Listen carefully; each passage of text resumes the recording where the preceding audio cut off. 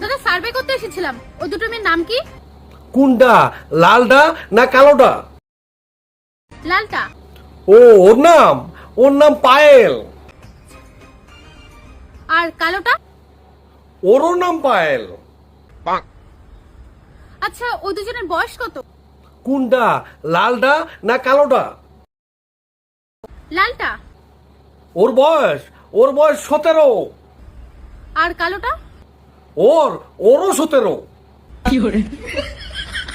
আচ্ছা, ওই দুজনের বাড়ি কোথায়? কোনটা, লালটা না কালোটা?